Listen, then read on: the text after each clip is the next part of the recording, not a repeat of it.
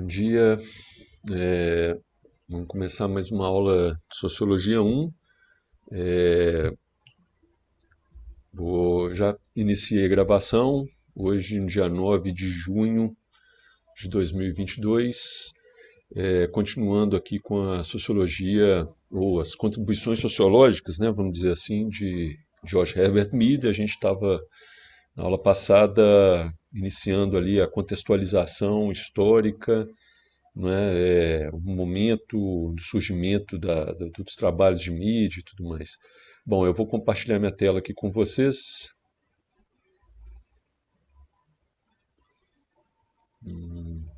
Ok. Ok. É, Bom, então vamos lá.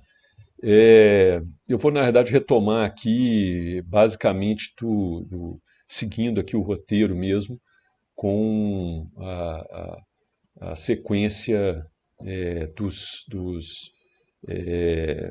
dos aspectos do pragmatismo estadunidense, da filosofia pragmatista, que influenciaram fortemente a perspectiva mediana e suas análises, vamos dizer assim, de cunho mais sociológico, né? É, então eu vou fazer algumas aqui definições, seguindo para a gente poder nos orientar melhor, né? Nós podemos nos orientar melhor. Então, é, eu já tinha comentado, né, sobre aquela questão inicial do contexto de organização do mercado, vamos dizer assim, da escolarização nos Estados Unidos, a ausência de um Estado forte que direcionasse, né, as políticas de educação e tudo mais. Isso só vai vir muito tempo depois, já no século XX. É, e então, uma certa fragmentação, né, de como que isso vai se desenvolver nos Estados Unidos. Os Estados Unidos, no campo das humanidades, pelas escolas, muitas vezes estarem sob, na verdade, o controle e a demanda, especialmente de comunidades locais, muito locais, no nível de prefeituras, no máximo, que a gente poderia interpretar dessa forma hoje, né? Elas acabaram, na verdade, seguindo, se fragmentando muito em termos de uma unidade do ensino, vamos dizer assim.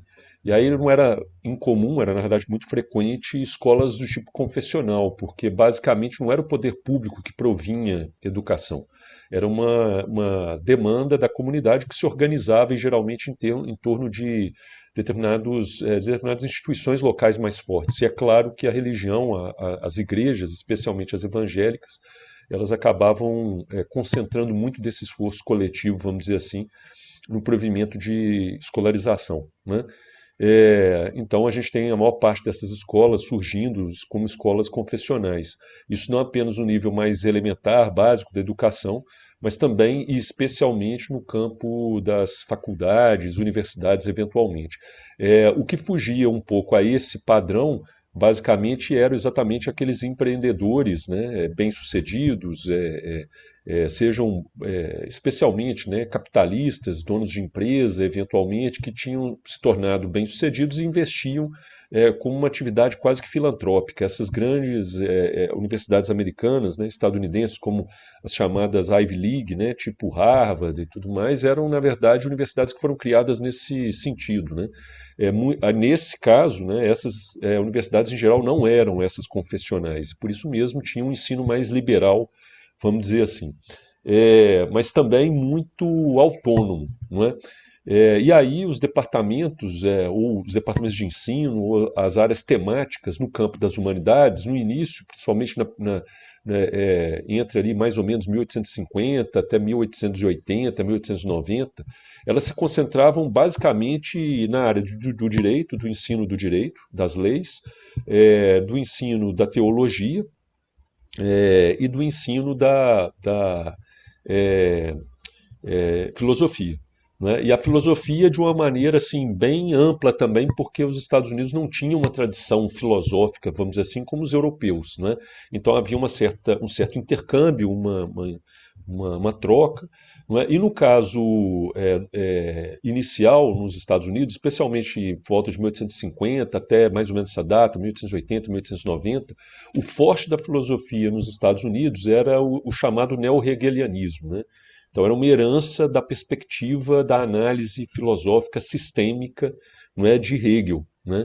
Especialmente, como vocês devem se lembrar, eu já falei em alguma aula aí para trás, não é, esse tipo de filosofia do idealismo e tudo mais alemão, não é, era muito baseada na ideia de um sistema quase, vamos dizer assim, fechado, um sistema filosófico, um sistema metafísico, né, de explicação da realidade e tal, que era muito rígido internamente, ou seja, era muito fechado em termos também de relações, né, o que era possível fazer ali dentro, e era a tentativa de criar uma teoria, uma narrativa que explicava o mundo todo, né, toda a existência, vamos dizer assim. É, essa herança permaneceu na formação estadunidense nesse período, né? É onde vai surgir o pragmatismo, o movimento pragmatista, né? Essa matriz filosófica legitimamente constituída nos Estados Unidos, onde a gente tem aí essas três figuras-chave, né? O Charles Sanders Peirce, o William James e o Dewey, John Dewey, né? São as três figuras principais, vamos dizer assim, não é, desse movimento, né, que fica famoso, né, vamos dizer assim, naquele período, e que vão influenciar fortemente a formação, então, da filosofia nos Estados Unidos, mas também de outras áreas, especialmente no campo dos estudos da ciência, das humanidades e tudo mais, né? Mas a gente pode começar, né, a gente vai voltar a essa dinâmica aí histórica, mas a gente pode começar exatamente pelo que está aí no início mesmo, né? O que é o pragmatismo, afinal de contas, né?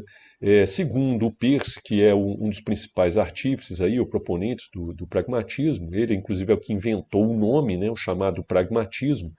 É, Segundo ele, né, é essencialmente um método de comparar concepções entre si. Concepções de quê? Concepções de mundo, né? Como que a gente interpreta, como é que a gente vivencia o mundo, né? E a fim de saber qual dessas concepções teria aí a capacidade de modificar a conduta prática dos sujeitos. Então tem um lado muito focado na ação. É, o termo pragmatista-chave, que era mais utilizado, é a ideia de experiência. Tá? Então essa é uma filosofia da prática, não é? Mais ou menos como ele se define. É curioso porque tem uma certa proximidade nesse sentido, né, com a ideia da filosofia marxiana, né, de Marx, a filosofia da praxis. Eles estão muito próximos nessa origem. Tá? E o que importa aqui ressaltar é isso. Tá? O pragmatismo, de uma certa forma, nasce contra essa ideia tradicional ou canônica, né, da filosofia sistêmica, vamos dizer assim, dos grandes sistemas, etc., e idealista. Porque o idealismo, né, e esses outros sistemas filosóficos partiam de uma ideia racionalista, desde lá de Descartes, né, desde antes, né, de uma certa forma, mas que é aquilo que a gente já falou também, do a priori, né, do a priorismo. Ou seja, a ideia de que o mundo já está pronto, constituído, etc. Ele tem uma determinada forma, não é? No caso, como Descartes pensava, você tem um mundo de essências, substâncias, vamos dizer assim, do etéreo, do espírito, o espiritual, que é o transcendental, não é? E que nesse sentido é imaterial, não é? É a ideia do espírito, não é? O espírito, inclusive, da razão. De outro lado, você tem elementos corruptos, né? Que se apodrecem facilmente na realidade, que é a matéria, e que é animada por esses espíritos, etc. Mas essa ideia de um a priori, ou seja, já existe, seja porque existe um Deus, seja porque existe uma natureza, qualquer coisa que você quiser imaginar, mas a ideia basicamente é essa, né? Existem esses a prioris que determinam toda a realidade. E nesse sentido, o mundo é mais ou menos um mundo já esquadrinhado, né? Já definido a priori. Você tem um destino. Cada um de nós tem um destino já escrito, vamos dizer assim. E por isso mesmo a conduta prática dos sujeitos, nessa visão, nesse sistema, ela já é determinada, né? Ela já está dada. Ou seja, ela já existe a priori as nossas trajetórias individuais, inclusive. Tá? Os pragmatistas vão contra tudo isso. Né? Eles não aceitam essa perspectiva. Né? E eles querem provocar uma ruptura aí. Né?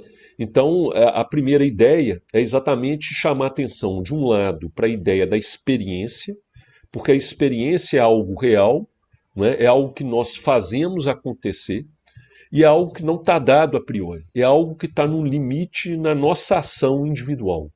Está no nível da ação individual, da experiência imediata, quase sensorial, vamos dizer assim. Então, igual uma criança que nasce. A criança, de fato, nasce, entre aspas, sem nada dentro dela ainda, em termos de ideias, de conhecimento e tal do mundo. Ela vai aprender isso. Só que nesse processo de apreensão dessa realidade, através da experiência, ela constrói o conhecimento da realidade. Ela vai estabelecendo esses vínculos. Eles não estão dados a priori, mesmo que hajam determinadas tendências em termos da realidade.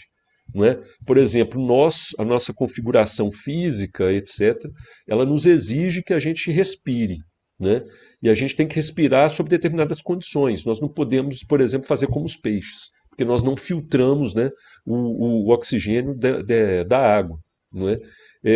Agora, isso nos limita em determinados aspectos, sim, mas isso nos possibilita, de alguma maneira, descobrir por si mesmos, né, esse processo e gerar, obviamente, um processo em busca de uma consciência. Essa ideia é que leva, né, a esse ponto que está aí colocado primeiro na matriz, né, filosófica do pragmatismo, que está aí explicado como a busca pela verdade. Né?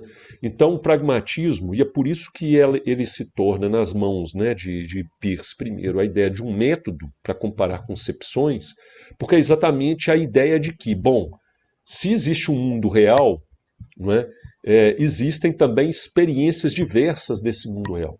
Cada um de nós tem uma experiência específica. E, na verdade, cada um de nós experimenta coisas diferentes ao longo da vida, no nosso próprio processo. Não é? Então, respirar hoje, que eu estou mais velho, é diferente de respirar quando eu era mais novo. Né? Só para dar um exemplo banal. Tá? Mas isso implica dizer que a minha experiência com o mundo pode gerar conhecimentos diferentes em momentos diferentes, em situações diferentes e assim por diante. Isso faz com que a ideia de verdade ela seja problemática. Né? Problemática por quê nesse sentido? Porque nessa acepção não existe aquela ideia a priorista, né, vamos dizer assim, das outras filosofias, como é que fala? Dessas outras filosofias tradicionais, né, sistêmicas, como eu tinha falado antes, de que a gente vai conhecer o mundo com a verdade absoluta, que já está dada. Né? A ideia cartesiana. Existe um universal dividido o mundo aí e tudo mais, que pode ser Deus ou qualquer coisa, uma universalidade metafísica, que define essa verdade, o conceito de verdade. Então existe uma verdade. Fazer uma comparação aqui com Durkheim, né, e os positivistas, o próprio Comte. Né? O pragmatismo ele vai contra essa ideia positivista. Porque para a ideia positivista, como dizia lá o Comte, existem leis da natureza da sociedade, as leis naturais da sociedade. Elas estão meio que escritas naquele livro, né? Basta o olhar treinado abrir e começar a aprender a ler essas letras e descobrir esse mundo. Ou seja, o conhecimento está ali, ele já está pronto, o indivíduo tem que ir atrás dele. E esse conhecimento expressa uma verdade que é universal. Durkheim também vai acreditar nisso, por isso ele busca leis, né? Leis verdadeiras. Tá? Para o pragmatismo, isso não ocorre dessa forma. Não é que não exista verdade, mas a verdade ela é, entre aspas, situada. Não é? Ela depende das experiências e do conjunto de experiências que podem ser comparadas. Portanto, tem que ter um método, né? Esse método é o método da filosofia pragmatista, né? Para identificar quais são as experiências, né, e as representações em termos de conhecimento mais adequadas, que podem constituir verdades. Mas essas verdades nunca serão absolutas. Elas podem ser verdades num determinado contexto, num determinado momento, né, da realidade mais sensível, etc., e que tenha um determinado tipo de estrutura lógica, capaz de ser comunicada, pensada, etc. Tá? Então, nesse sentido, a verdade ela implica a experiência do real, porque é impossível chegar à verdade sem a experiência, e a experiência ela envolve esse imediatismo, ou seja, a gente vive, a gente tem que viver, nós temos que encarar o real. Né? Então a gente não pode viver, não é, pelas ideias, como pensava lá, tipo idealismo. Ou seja, a gente tem que viver pela nossa força própria a nossa experiência cotidiana, a ação. Então, o pragmatismo coloca o protagonismo assim, na ação, mais importante do que o pensamento em si. Porque o pensamento se torna aí resultado de uma formulação lógica a partir da experiência. O próprio indivíduo, vivenciando as coisas, ele começa a criar sentido para o mundo, para a sua existência. Não é? Na experiência, ele vai testando e vendo o que dá certo. O pragmatismo, a ideia de pragmático tem a ver com isso, gente. Uma vida prática em que o indivíduo ele estrutura a sua conduta ou pensa a sua conduta a partir dos resultados testados com a realidade. É uma filosofia, vamos dizer assim, dilemática. Voltando lá também ao que eu falei desde o início do curso aqui com vocês, da sociologia como uma ciência que procura resolver dilemas sociais. A relação, principalmente, entre os indivíduos e a formação de uma ordem coletiva. Não é? Nesse sentido, a filosofia pragmatista ela vai muito forte nessa perspectiva dilemática também da sociologia. Por quê? Porque a ideia desses pragmatistas era exatamente tornar, ou melhor, criar um método, pensar um método na comparação de concepções do mundo entre si, para solucionar dilemas, problemas da vida cotidiana. Então, o indivíduo, por exemplo, se depara com uma determinada situação, se ele pode ou não comer um determinado alimento. Ele não sabe se vai passar mal ou não. Ou ele pode, em princípio, achar que não vai acontecer nada, então ele come um determinado alimento que faz com que ele se sinta mal. Pela experiência, ele vai juntar informações, criar, entender em termos lógicos de uma verdade, buscando uma verdade, não é? Sobre a qualidade daquele alimento que ele utilizou. E aí ele desenvolve um conhecimento sobre o alimento. De repente ele começa a derivar daquilo ali, da experiência dele, para entender. Ele comeu uma frutinha vermelha. Então, de repente, ele começa a evitar sinais do vermelho, por exemplo, em determinados alimentos. Não é? E aí ele começa a estabelecer, através da comparação de suas concepções, não é? Aquilo que pode ser mais verdadeiro, entre aspas, do que outro. Não é? Então, o pensamento vai ser formulado a partir da experiência. E essa relação entre experiência e pensamento gera uma noção de reflexão, ou reflexividade. Esse aqui é um ponto-chave para nós, porque a filosofia pragmatista ela coloca, por definição, a reflexividade como um elemento crítico da nossa existência. Ou seja, para viver a vida, nós temos que encarar essa vida como ela é, né? A realidade.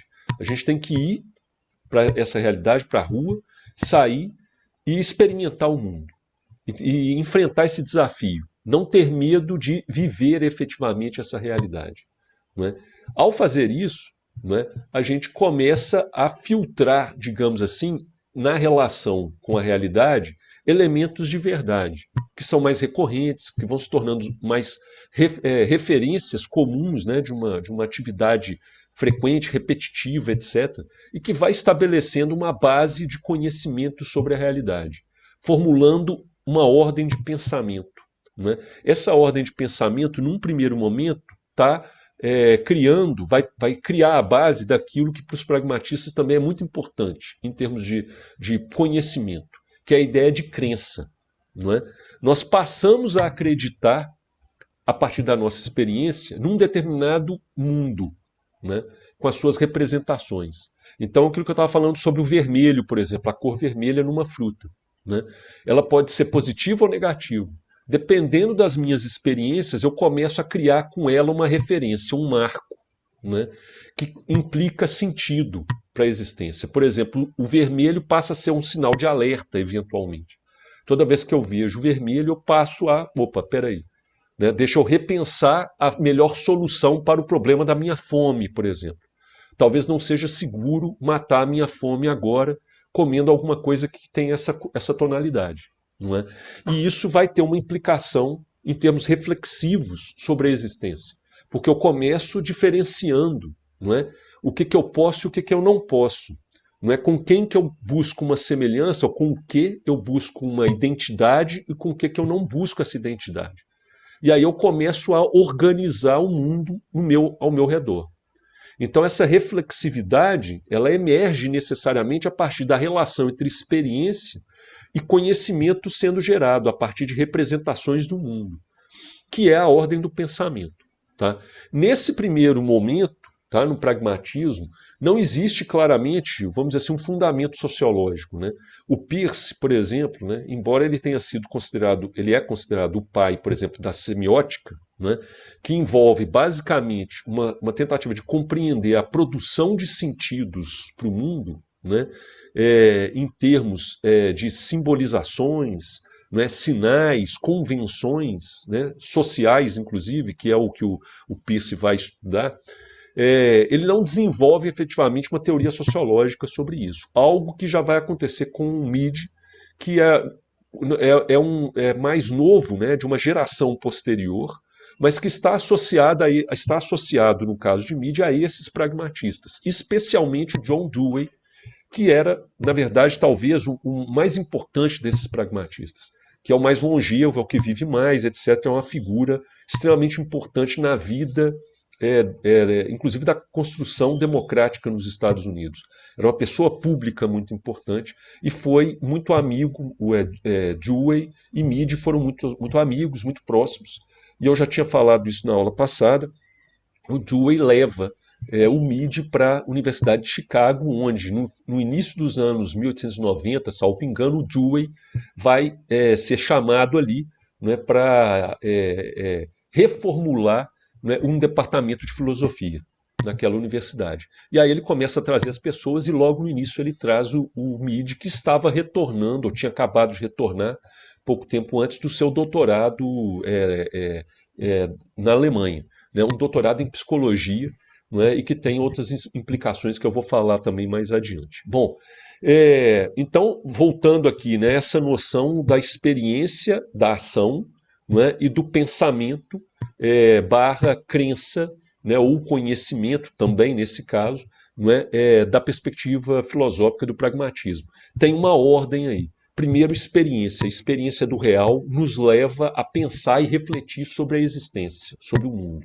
E nesse processo reflexivo, ou seja, o confronto da nossa existência no mundo, se posicionar no mundo, receber e também interferir no mundo, né, nós passamos nesse processo de reflexão através de um método de conduta, né, um método, melhor dizendo, de comparação das concepções que gera as nossas condutas e testa as nossas condutas, ou seja, é esse elemento dilemático, né, nós vamos testando, né, na prática as coisas, ou seja, aí a ideia do pragmatismo.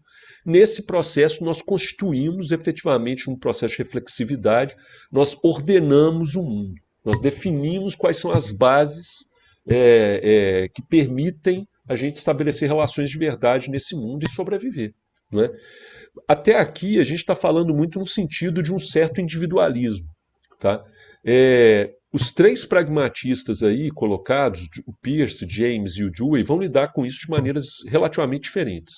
Para nós o que interessa é que especialmente o Dewey, que vai ter uma relação muito próxima e forte com o Mead, vai compartilhar uma ideia que abre espaço para a noção, vamos dizer assim, inclusive na sociologia, de comunitarismo. Tá? Aí aqui eu queria dar essa última chave de leitura importante aqui para a gente fazer determinadas distinções. Não é? Enquanto, por exemplo, em Durkheim, a gente pode falar de uma sociologia macro, né, e que trabalha com a noção de totalidade, mesmo em Marx, né, e que tem uma determinância social ou coletivista muito forte, né, ou seja, a solução do dilema social, indivíduos e coletividades, da ordem, como a gente viu em Durkheim, é muito essa ideia de que existe um a priori transcendental, uma coisa, uma entidade sui generis chamada sociedade, que a gente já viu aqui, que implica necessariamente a ideia de uma moral, ou seja, um conjunto normativo de regramentos sobre os comportamentos sociais, não é? E que são derivados de um pensamento comum, né? De uma ordem do pensamento que é compartilhada, esse pensamento sobre o mundo, sobre a existência. Então, no caso do Durkheimiano, é exatamente o inverso do que a gente está vendo aqui. Ele acredita que, na verdade, primeiro, exista um a priori na forma de pensamento, de conhecimento. Nós aprendemos esse mundo já de alguma coisa. Quando a gente nasce, já tem uma linguagem constituída, já tem uma comunidade, etc, etc. Então, no processo de socialização, o indivíduo tabula rasa, ele recebe isso tudo pronto. Isso vai nos formatando. Né? Então, a nossa experiência cotidiana tem a ver com esse processo de socialização. A socialização ela ocorre, numa visão de Durkheim, porque existe uma totalidade anterior. Né? Um todo, uma estrutura social, uma morfologia social, que é o termo que ele usa, e que se impõe a nós, através da a moral, que se impõe através de fatos sociais, né? E da articulação ou da sobreposição de uma consciência coletiva sobre a nossa consciência individual. Tá? No pragmatismo, isso vai implicar a perspectiva e a problematização que Mead vai fazer futuramente, né? Posteriormente, na verdade, né? Tem a ver com o oposto. Ou seja, se parte da ideia de que a sociedade, mesmo que seja a comunidade do mundo real, seja uma sociedade de indivíduos, né? Ou seja, a perspectiva individualista, né? É a ideia de que esse a priori do conhecimento não existe, ele é construído. Então tem uma construção social. Né? Só que essa construção social ela vem da experiência prática, não de um conhecimento já definido ou que vai ser adquirido. Tá? Ao contrário, esse conhecimento que vai ser adquirido ele está sendo produzido nas nossas experiências cotidianas, nas nossas atividades. Um termo que Mead vai desenvolver. Não é? Ou seja, a ideia de que as nossas interações, esse é o ponto importante para Mead, não é? No cotidiano, com o mundo real, né, das relações tanto com coisas, objetos, quanto com outros sujeitos, vai permitir a consolidação de um conhecimento, né, de um modelo de conhecimento, né, de uma representação organizada do mundo. Portanto, existe um antecedente aí. A ação, a experiência antecede o conhecimento. A relação que a gente estabelece com esse conhecimento, em geral, ela está associada a uma reflexão, não é, que nos convence de determinadas verdades. E nós passamos a acreditar nelas. Isso gera a possibilidade de estabelecermos crenças como referências em termos valorativos. Agora, percebam aqui um ponto importante. Isso, de uma certa maneira, se contrapõe a uma ideia normativista forte. Não é? Por quê? Porque as normas, as crenças, os valores, né, elas são sempre criações posteriores. Né? Então não tem um antecedente que se impõe. Ao contrário, está se dizendo que a experiência cotidiana nossa, na nossa vida cotidiana, pode eventualmente mudar a base da verdade. Não é? Ou seja, as bases em termos das normas, dos valores. Não em termos lógicos, tá? A lógica permanece. Por isso é que não é também uma verdade relativista, ou seja, vale qualquer coisa. Não é isso que o pragmatismo está dizendo. Ele está dizendo é que a validade ela tem a ver com a realidade factual, prática, da experiência nossa e em termos das nossas condutas e das nossas crenças. Porque nós vamos reavaliando e ressignificando, dando novos sentidos. Então isso abre possibilidades de agência, de ação, tanto no nível individual quanto no nível coletivo. Só que isso no início, na filosofia pragmatista, ainda não está constituída, dada. Tá? Isso vai sendo desenvolvido por cada autor. Então, voltando ao que eu estava falando do John Dewey, né? Junto com o Mead, eles vão chegar a uma noção comunitarista. Diferente da de Durkheim, que é uma noção coletivista e totalista, vamos dizer assim, né? Totalizante, de um determinismo social muito forte, um determinismo coletivista muito forte, com os pragmatistas, Dewey e Mead, não existe esse determinismo. Tá? Mas existe sim uma base comunitária, ou comunitarista. Tá? O que falta, às vezes, em outros pragmatistas, que vão se fiar muito mais em noções individualistas. Tá? Isso cria determinados problemas. Porque, no final das contas, né, a ideia é exatamente de uma vivência muito próxima do real, que é micro, em termos sociológicos, é microsociológica. Tá? Isso eu estou querendo frisar aqui, gente, reforçar para vocês entenderem que o pragmatismo ele tem uma contribuição muito grande para a sociologia estadunidense de extração, de extração microsociológica. Tá? Desculpe.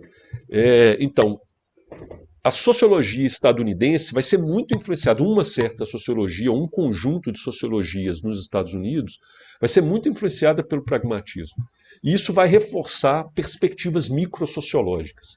Mas a microsociologia do pragmatismo, ela é também, ao mesmo tempo, ela favorece uma noção relacional, ou relacionalista. A gente tinha falado do Simmel anteriormente, está ligado a essa noção também zimmeliana, não é? Ou seja, não é, ou melhor, tem um paralelo com a noção zimmeliana. A ideia das interações. Então, para Mead e Dewey, por exemplo, a importância do comunitarismo tem a ver com essa ideia experiencial, imediata. Nós nascemos em comunidades e compartilhamos a vida comunitariamente. E as experiências nas comunidades nos colocam desafios em termos dos dilemas cotidianos, de uma maneira muito forte. Não é? Então, nesse envolvimento com a comunidade, de um comunitarismo, de um associativismo muito forte, nós vamos, na verdade, trocando experiências. Esse processo muito reflexivo permite tanto a estruturação mais adequada das verdades em relação às nossas experiências, que levam finalmente a uma construção de pensamento comum, não é, derivada, uma representação de mundo também mais reflexiva, não é, que é mais dinâmica, que permite exatamente determinadas situações de solução dos dilemas cotidianos. Então as verdades, elas se tornam mais sensíveis a essa realidade que muda. Porque, por definição, para os pragmatistas, não existe um sistema a priori universal dominante, não é? Hegemônico e que hegemoniza, homogeneiza tudo também. Não é? Tudo uniformizado. Não existe isso como a queria Durkheim, por exemplo. Né? A ideia de uma moral praticamente universal, única, universal e que se impõe a todo mundo igualmente. Não é? Isso não existe para o pragmatismo, muito menos para a Mead, que vai contra totalmente essa ideia, obviamente, de uma totalidade, etc., que já está dada, universal e assim por diante. Né? Então, retornando aqui, existem alguns elementos centrais no pragmatismo em termos filosóficos. Eu vou fazer a leitura disso aqui agora rapidamente para a gente poder avançar para o Mead propriamente dito. Né? Então, são as influências que ele recebe desse pensamento pragmatista. A gente já discutiu aqui alguns pontos fundamentais, essa ideia da reflexividade, da ideia de verdade, da experiência e do pensamento. Tá? Então esses elementos são aqui fundamentais para nós. Né? Bom, entre outras coisas, como o Peirce colocou, né, a ideia de um método, o pragmatismo como um método para testar essa realidade a partir da nossa experiência, identificar, obviamente, referências, né, do pensamento, do conhecimento, exatamente para a gente poder agir, continuar agindo de uma maneira bem sucedida e resolvendo os dilemas. Do sentido filosófico mais amplo, eles vão levantar algumas, a gente poderia falar, talvez não é premissas, mas alguns postulados, né, do ponto de vista da filosofia, que de uma certa forma, procuram, na verdade, fazer frente a essa filosofia canônica que estava sendo disputada naquele período. A gente está falando aqui mais ou menos a partir de 1875 até mais ou menos o início do século XX, quando a filosofia, o pensamento filosófico, está passando por um momento crítico, né, de novas possibilidades de pensamento e tudo mais. Né? O pragmatismo está se colocando aí, né? Ou seja, como uma filosofia crítica que vai derrubar aquilo que existia. Né? Então, ele vai apelar para determinados postulados que confrontam o status quo, o que existia antes. Né? Então, essa primeira ideia central é de um afastamento da metafísica. Né? Esse afastamento da metafísica significa, acompanhando inclusive a perspectiva positivista, desde lá de Comte, também já vinha nessa linha, né, de dizer, bom, a gente não pode ficar à mercê simplesmente de determinados elementos de percepção, sem uma fundamentação empírica do mundo real, etc. Né? Então tem um elemento aí também, junto com o afastamento da metafísica, de uma aproximação com o realismo, com a perspectiva realista. Então o pragmatismo é realista, né? Trabalha com a ideia de que existe um mundo aqui de verdade, um mundo real, né? E que a gente tem que buscar vivê-lo, não é, de uma maneira imediata, sem restrições. Nesse ponto, também se assemelha por uma coincidência do momento histórico, né, de criticar as noções anteriores com aquilo que a gente viu aqui também em Simmel, da sociologia simmeliana, que tem uma influência da filosofia vitalista de Nietzsche, né, do vitalismo nietzschiano. Então tem uma semelhança aqui, ou seja, essa ideia de confrontar com o mundo real. Né? As ideias não existem do nada, no vazio se impõem, pura e simplesmente. Elas não são transcendentais assim.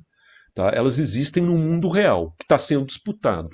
No caso do pragmatismo, tem a ver exatamente com a própria construção da ideia de verdade, como a gente viu aqui. Não é? Então, o mundo tem que ser estudado e tem que ser aproximado pela sua realidade. E, nesse sentido, a ideia do imediato, como coloca lá o Peirce. O imediato é aquilo que não filtra totalmente a nossa existência com o real. Porque o que é o filtro? Uma ideia, por exemplo, como a noção de conceito. Né? O conceito é uma ideia sobre o mundo, que nos ajuda a interpretar o mundo. Então é um filtro, é como se fossem os óculos que eu uso para enxergar melhor. Tá? Existe uma membrana aí. A gente já falou mais sobre isso também, né, em outros momentos aí do curso e tal. O que o Peirce está fazendo, está dizendo é o seguinte, olha, ele usa até uma anedota, ficou famosa, né?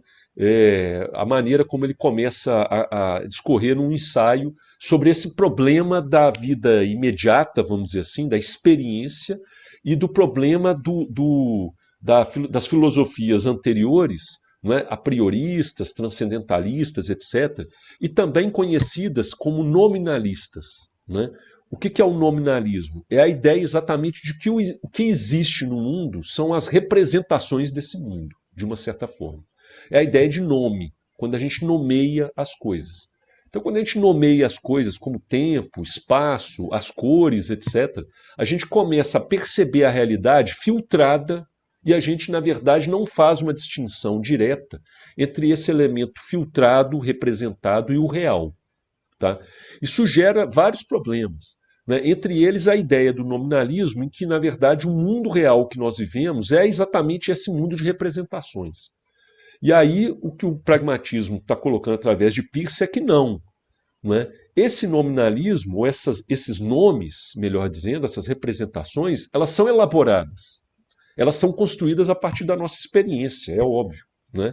E a nossa experiência, num primeiro momento, quando o indivíduo nasce, ela é radical, ela é vitalista, né? Ela é visceral, melhor dizendo, igual a criança, como eu já falei aqui desse exemplo, ela tem que respirar.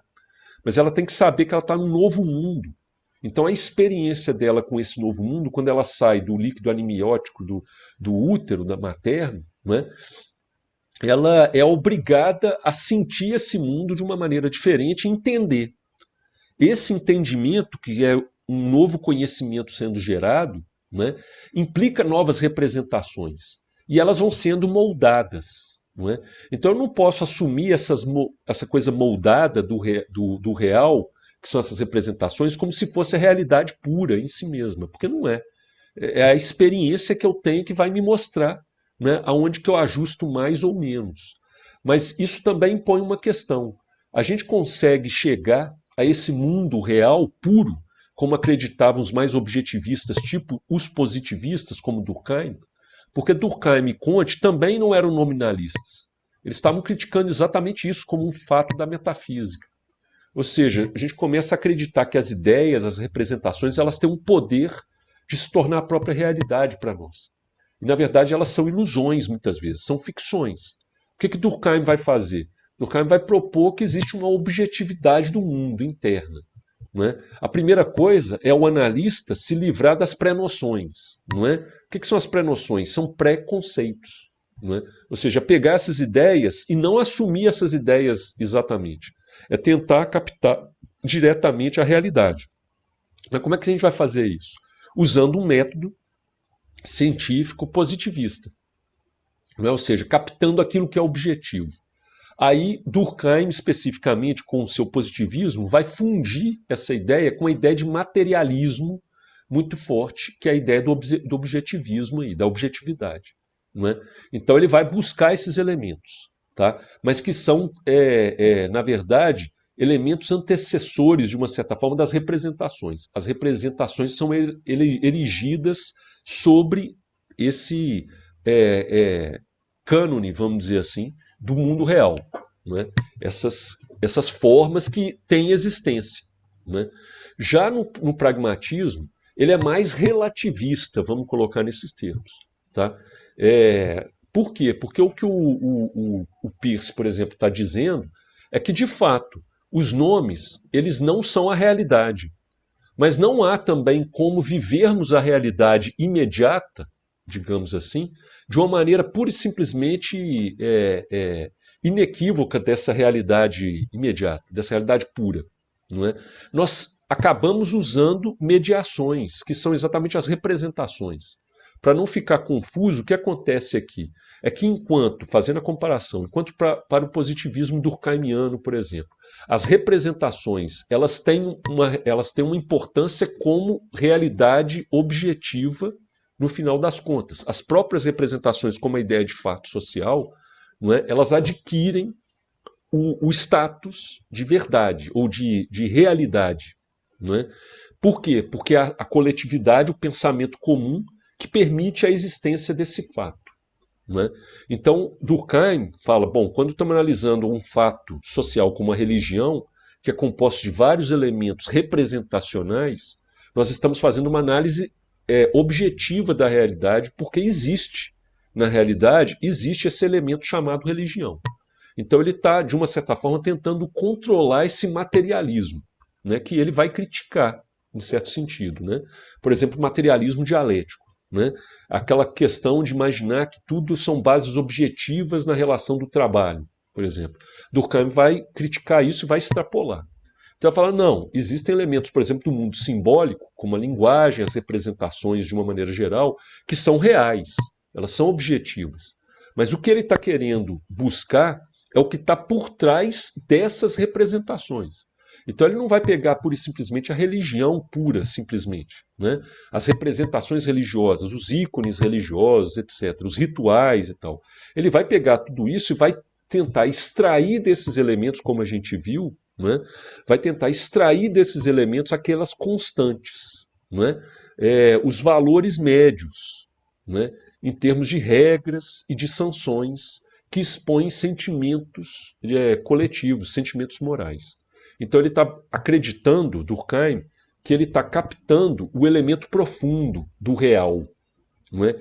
Que anima e que coloca, dá vida para as representações. Nesse sentido, as representações, obviamente, elas são derivadas. Não é?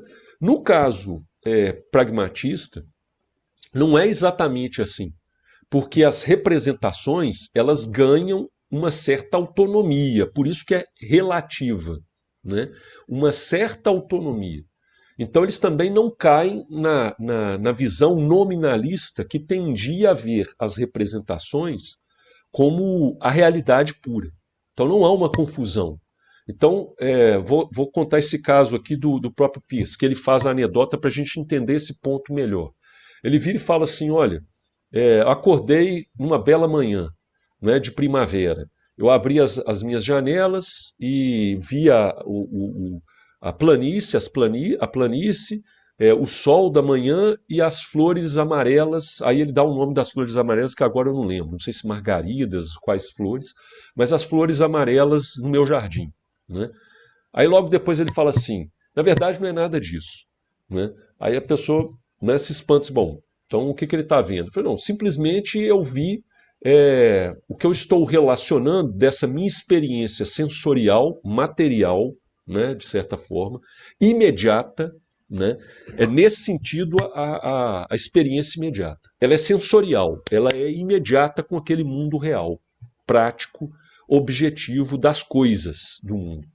Aí ele fala assim, bom, mas essa realização que eu faço imediata, ela necessariamente ela vai produzir como consequência dessa minha experiência determinadas simbolizações, ou melhor, sentidos, significados, né? A produção de sentidos sobre essa realidade. Como é que eu sei que é primavera? Como é que eu sei que as flores são amarelas? Como é que eu sei que está fazendo sol num determinado horário do dia e que a planície está verde, etc. Ele vai brincando com essa ideia de cores, por exemplo. Então ele fala, bom, para um nominalista, não é? O que ele faria? Ele diria, bom, isso é real, isso é o real.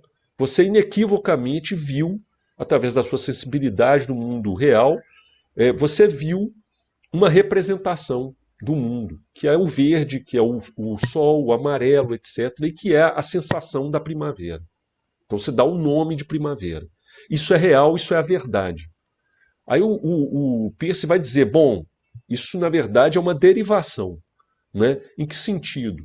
É que esse elemento eu adquiri, digamos assim, né, a partir da minha experiência imediata num mundo que eu tenho conhecimento sobre ele. Porque eu socializei, eu estou interagindo com os outros. Então, eu recebo, através da minha experiência cotidiana com os outros nesse mundo, ou seja, tem uma base comunitária aí, não é? Eu crio convenções sobre essa existência, sobre o mundo. Essas convenções, não é, elas, na verdade, se baseiam em hábitos. Né? Que hábitos são esses? Né? São os hábitos são os hábitos da nossa experiência cotidiana, vindas da nossa experiência cotidiana. Espera só um minuto, gente. Então, o que acontece? Esses hábitos, que são experiência real, eles vão sendo ordenados metodicamente, né, em termos das nossas condutas, etc. Então, na minha cabeça, vão se fixando formas de conhecimento que podem se tornar crenças sobre esse mundo, que vão se confundindo em termos de representação com a própria realidade. Não é? No senso comum, né, o que eles vão dizer é isso. Eu passo a acreditar que em determinada época do ano, com uma frequência, está sempre lá o sol naquela situação, as flores começam a florescer e ficar amarelas, etc. Não é? Eu começo a convencionalizar esse mundo, criar sentido para esse mundo e compartilhar em termos de comunicação. Peirce é um sujeito fundamental para a área de comunicação, não por acaso. Né? Exatamente porque ele está estudando esse processo de construção, né, de uma ordem, né, do mundo a partir dos sinais, né, dos sentidos criados para esse mundo, em termos das representações e da experiência.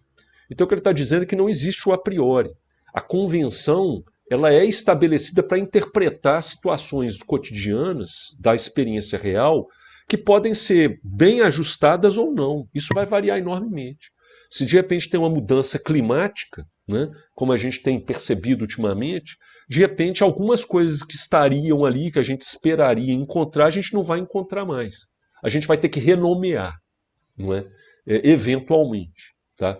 Então o que ele está chamando a atenção é para dizer exatamente isso. Olha, não é que o amarelo em si da flor seja verdade absoluta. Ela é uma verdade factual, mas convencionada. Não é?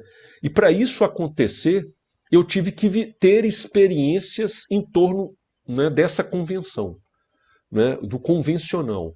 Eu tive que repetir várias vezes essa experiência e trocar informações a partir de um conhecimento que eu formei pragmaticamente também com outras pessoas, o aspecto reflexivo. Eu comecei a conviver com outras pessoas e fui aprendendo com as outras pessoas que elas também entendiam aquilo ali como amarelo, por exemplo. E que a relação do amarelo com o tempo, com o clima, evocava a noção de primavera. Né? E aí o nome primavera, e assim por diante. Então, nesse sentido, as crenças comuns começam a tomar forma. E elas vão estabelecendo relações fortes, convencionais. Tá? O hábito, ou os hábitos, vão reforçando cada vez mais essas convenções. E isso vai fundando a própria realidade. Nesse sentido, é um construcionismo, né? Vocês percebam aí que é claramente um construcionismo, a gente diria sociologicamente, né, que é um construcionismo social. Por quê? Porque tem a ver com a comunicação entre indivíduos ou sujeitos. Né? Então tem esse elemento interacionista no pragmatismo, muito forte. Tá? Essa noção leva, né, definitivamente a um postulado muito forte do pragmatismo, que é exatamente esse que ficou conhecido, né, como o antifundacionalismo, né, que é a negação de todas as categorias a priorísticas. Exatamente porque esse a priori não existe, ou seja, a priori não existe a cor amarela, a priori não existe a primavera. Não é? Esses elementos eles são elaborados a partir da nossa experiência. Não é uma negação do mundo físico, porque é lógico que existe espectro de luz, é lógico que existe uma determinada situação geográfica, vamos dizer assim, do espaço, da composição de um sistema, né, de um sistema natural, não é, da atmosfera terrestre, etc., e que leva a um tipo de padrão climático, por exemplo, né, a expressar uma primavera. Tá? Isso existe e os pragmatistas, como Peirce, não estão discutindo isso. Tá? Essa realidade existe, mas melhor dizendo, a experiência dessa realidade pode variar enormemente. E por isso os nomes não são bons em princípio, né, para nos orientar efetivamente em termos de conhecimento. Né? Não é o nome em si que vai me fazer entender a relação entre a experiência, a verdade e o conhecimento sobre essa verdade. Né? É exatamente o elemento da experiência em si, né? E das trocas, ou seja, das interações, né? Que vão me levar a uma compreensão do que vem a ser. Né? Então se lembrem que lá no Simmel, a gente tratou desse elemento relacional em Simmel, mas também com um aspecto vitalista. Né? Ou seja, tem um elemento do vir a ser, que é esse elemento construcionista muito forte. Né? E que no caso de Simmel, mas também aqui dos pragmatistas, tem uma influência filosófica alemã, que é do historicismo, né? Que é essa ideia de imaginar que as coisas são feitas, são construídas e elas têm um contexto para acontecer. Né? Então esse processo, né, nos mostra que não existem fundamentos absolutos para a existência. Principalmente não existe o a priori. O que existe é a experiência do real. Né? E uma reflexão consequente, né? Uma interpretação sobre tal experiência, que vai orientar o nosso próprio comportamento, as nossas ações. Tá? Esse elemento nos leva, né, diretamente a um segundo postulado, que é esse do consequencialismo, de um certo instrumentalismo. O que significa isso? Tá? É a ideia, né, de que um conceito, né, ou melhor, o significado de um conceito só pode ser conhecido, efetivamente, né, a partir de suas consequências práticas. Se recordem aqui o ponto-chave, né, para nós é exatamente a ideia da experiência no sentido da resolução de dilemas, de problemas. Tá? Então tem sempre essa perspectiva de resolver problema. Então as consequências práticas, elas nos ajudam, se a gente sobrevive, a resolver um problema, a fixar uma resolução de problema, ou a usar uma resolução de problema numa próxima vez. Não é? Tem uma recorrência. Então, existe uma importância muito grande das consequências do que nós vivemos, porque elas nos ajudam, não é, a estabelecer uma relação com o mundo mais eficaz, mais segura, mais adequada. Né? A orientação, então, da nossa existência, da nossa vida, está na direção do futuro, né? Daquilo que vem a ser, ou seja, não daquilo que é o passado, daquilo que foi constituído e daquilo que eu posso ter como uma certeza quando eu olho para trás, porque eu vou acreditar que já passou e que não volta, por exemplo, né? O que está lá e tudo mais, e que é algo que eu vivenciei, que eu vi e tudo mais com os meus próprios olhos, ou que seja que ficou. Tá? Nesse caso, o consequencialismo ele coloca, né, na perspectiva uma dinâmica para a vida, um aspecto crítico, que é exatamente uma não antecipação completa. Nós não podemos controlar tudo isso, mas existe um elemento instrumental, né, de me preparar para o mundo futuro. Né? E nesse sentido é que os pragmatistas, especialmente o Peirce, vai desenvolver aí uma teoria do significado, pois o que ele quer dizer é exatamente que né? Os conceitos são conhecidos a partir de uma reflexão sobre as suas consequências concretas, né? E então a verdade vai surgir como um resultado de um teste pela experiência. Por isso que eu falei naquela versão, naquele momento anterior, de uma verdade que não pode ser absolutizada, né? É uma verdade que é convencionada e por isso mesmo ela tem um determinado significado, um determinado sentido, não é, da existência que está ligada exatamente às suas consequências. Não é? Por isso mesmo ela se coloca, se projeta para o futuro. Não é? O conhecer, não é, é um elemento que se coloca numa perspectiva transformadora ou transformativa, vamos dizer assim. Porque exatamente esse conhecimento nunca é um fim em si mesmo. Não é? A experiência está sempre empurrando o conhecimento para lá.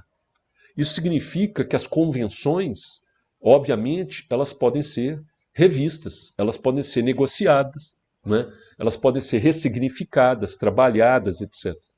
Isso mata o positivismo. Né? Vamos combinar aqui. Né? Com Durkheim, por exemplo, não há essa possibilidade de forma alguma. É exatamente conhecer para antecipar, porque o conhecimento ele está dado. Né? Ele me permite chegar a uma realidade definitiva, um mundo absolutizado, né? Com a sua verdade. E eu estou atrás dela, era o que vinha desde lá de Comte, porque isso é objetivo e eu posso chegar lá, qualquer um pode, desde que use um método adequado para fazer isso, que é justamente barrar as próprias pré-noções nesse mundo. Ou seja, é, de uma certa forma, limitar essa reflexividade. Né? Daqui a gente vê também uma questão importante para as nossas aulas e tal que eu tenho falado sobre a reflexividade. O pragmatismo, não é? Assim como temos lá na sociologia simeliana do seu relacionalismo, é uma sociologia extremamente reflexiva, o pragmatismo ela vai permitir Mead desenvolver também uma sociologia fortemente reflexiva, ou totalmente reflexiva. Esses são dois autores, Simmel e Mead, que se destacam em relação a esses outros que a gente está vendo. Porque a sociologia deles é fundamentalmente reflexiva. E o que é essa reflexividade? Vamos lembrar lá com a imaginação sociológica do Wright Mills, que a gente viu no início do curso. Né? Esse é o princípio fundamental da sociologia, do pensamento sociológico. Gerar uma capacidade dos sujeitos, sejam individuais ou coletivos, de refletirem a realidade que eles vivem. Né? E isso significa o quê? Se posicionar no mundo, se colocar no mundo, numa existência prática real, não é? Que nos possibilita interagir com o mundo de uma maneira mais autônoma. Não é? Não significa que é uma autonomia absoluta, uma liberdade, mas ela é emancipatória sem dúvida alguma. Ou seja, nós podemos desenvolver uma consciência sobre a nossa existência mais profunda, mais rica, não é? Mais poderosa em termos do exercício de um certo controle social e individual. Não é? Essa é a ideia de reflexividade que está muito dentro dessa perspectiva pragmatista, como a gente já viu aqui. Né? O consequencialismo necessariamente nos empurra para essa reflexividade. É isso que os pragmatistas estão dizendo. Porque não tem como se fechar numa estrutura de conhecimento, porque ela está o tempo todo mudando a partir da nossa experiência. Né? Ela está o tempo todo sendo reelaborada. Né? Mesmo que seja para ser novamente fixada naqueles termos anteriores. Tá? Daí essa ideia das instituições, das normas, que, claro, elas podem permanecer durante gerações, né? De uma maneira mais ou menos fixa. Mas elas não são fixas nunca, por definição. Elas estão sempre também num vir a ser. Por isso a gente já vê claramente que isso aqui também propõe, né, em termos da leitura mediana, uma leitura totalmente anti-normativa. Tá? Finalmente, né, se chega a um outro postulado que eu já tinha, na verdade, esboçado anteriormente, que é a ideia do contexto, né, uma ideia contextualista. E isso tem a ver com o que eu falei de uma influência alemã, da filosofia alemã do historicismo. Ou seja, a ideia de que o mundo é esse vir a ser contínuo, né, em que os indivíduos, obviamente, estão trocando, se comunicando, interagindo, etc., e estão criando uma significação ou produzindo um sentido para o mundo, para a existência. Tá? Então, toda ação existe num contexto dado. né? Consequentemente, toda a verdade da vida existe num contexto que é necessariamente, nesse sentido, compartilhado pelas experiências, que vão se tornando experiências comuns, recorrentes. A experiência da cor, do espectro de luz, que evoca um amarelo, que a gente nomeia como amarelo, é uma experiência que se torna comum, não apenas para mim, que se torna recorrente na minha vida, que eu vou sempre enxergar aquela tonalidade, por exemplo, né? Também como para outras pessoas. E aí nós vamos estabelecendo nessa experiência compartilhada sobre a realidade uma verdade ou um princípio de verdade mais ou menos comum. Aquele espectro de cor, a gente convenciona um nome chamado amarelo, que normalmente as pessoas entendem imediatamente o seu termo, o seu significado, né? Ou seja, um sentido para ele. Então não há verdade sem contexto, não há verdade sem interpretação dos conceitos na experiência. A verdade sobre o amarelo, por exemplo. Tá? E é isso que me faz garantir que há uma relação verdadeira entre as flores amarelas florescendo ali numa determinada manhã com a noção de verdade de um nome chamado primavera, ou do significado da primavera. Então eu estabeleço uma relação metódica, que tem uma lógica argumentativa, que tem embasamento empírico, mas também do próprio argumento, né, do sentido de interpretação, de produção de significado aí, né, produção de sentido, que ela se estabelece para mim de uma maneira confiável. Daí eu passo a acreditar nessa relação de uma maneira recorrente, né? E ela se torna para mim uma referência de verdade. Não é? Então, para finalizar esse ponto, né, a gente falou aí, né, direta e indiretamente, desses conceitos-chave, né, do pragmatismo. A ideia de ação barra experiência, né, porque experiência é ação. Né? Aqui é um negócio muito importante, porque na base do pragmatismo está uma leitura muito forte sobre a ideia de agência, né? O que leva a uma noção forte de sujeito. Tá? Não vou falar aqui em primeiro momento se isso é de um sujeito individual ou se é de um sujeito coletivo ou as duas coisas. Né? A gente vai ver com o MID que isso ganha uma dimensão própria muito especial para, inclusive, a sociologia, em termos de uma contribuição clássica para a sociologia que depois vai ser largamente utilizada, especialmente nas sociologias analíticas, né? Especialmente o interacionismo simbólico. Tá? Mas a ideia de ação ela é fortíssima na perspectiva pragmatista. E ela deixa uma marca profunda aí, como eu falei, porque ela está associando diretamente essa noção de resolução de problemas com a ideia de experiência. Para existir um problema, a gente precisa viver, a gente precisa agir, a gente precisa experimentar. Né? Do outro lado, né, ou não, na verdade, não precisamos pensar do outro lado, mas associada a isso, né, tem exatamente a noção da ordem do pensamento, que é exatamente o conhecimento adquirido, criado também e adquirido. Né, aquele produzido, né, que envolve noções de convencionalismo e produção de sentido. Essa noção está associada na linguagem pragmatista, né, especialmente à noção de crenças e hábitos, né, porque são recorrências. Então o pensamento vai se tornando uma representação comum, recorrente, frequente, né, que pode ser compartilhada em termos comunicacionais, no convencionalismo, etc. Né, e que nesse sentido vai configurando, né, um conjunto de crença, porque nós passamos a confiar na relação entre o pensamento, o conhecimento gerado e a experiência vivida. Não é? E isso gera para nós uma relação de confiança no mundo real, no mundo prático. Não é? Essa relação se torna uma referência. Né? Uma referência tanto para a ação, eventualmente, para novas ações que são habituais, quanto também para novos pensamentos. Né? Que também vêm de hábitos estabelecidos. Né? Bom, aí a gente chega aqui então no pragmatismo dessa sociologia estadunidense, como que ela vai influenciar, não é, o trabalho de Mead, né? É, então eu vou abordar isso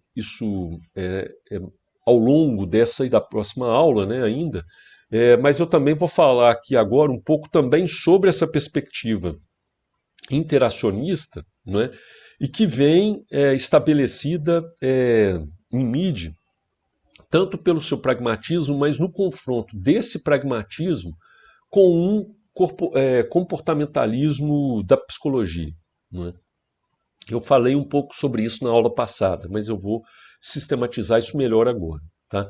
Então, o pragmatismo entra na formação da sociologia, especialmente a partir de dois autores aí, né? O Charles Horton Cooley, não é, que eu tinha falado, eu acho que comentei um pouco sobre ele na aula passada, que é o cara que cria uma ideia muito produtiva para as ciências sociais, para a sociologia, que é a ideia de é, a reflexão dos espelhos, né? Ou o chamado espelhamento, né? Que é a ideia de que nós, indivíduos, né, no mundo coletivo, a gente encontra determinada identidade, ou melhor, a gente estabelece um vínculo de identidade com as coisas a partir de um certo jogo dos espelhos, que é o termo que ele usa, né? Ou seja, a gente se vê nos outros e os outros se veem em nós, né? Então, esse tipo de relação é fundamental para estabelecer uma base pragmática para a existência. Ou seja, a partir da nossa experiência comum, recorrente, nós vamos estabelecendo tanto comportamentos comuns, que vão se tornando referências para mim e para os outros e para mim, de uma maneira comum, e também vão elaborando a base, né, o fortalecimento em termos de conhecimento e de crença, nesse caso, não é, de uma interação, né, ou das interações. Não é? Eu acredito nas interações como elementos que passam a me formar como sujeito.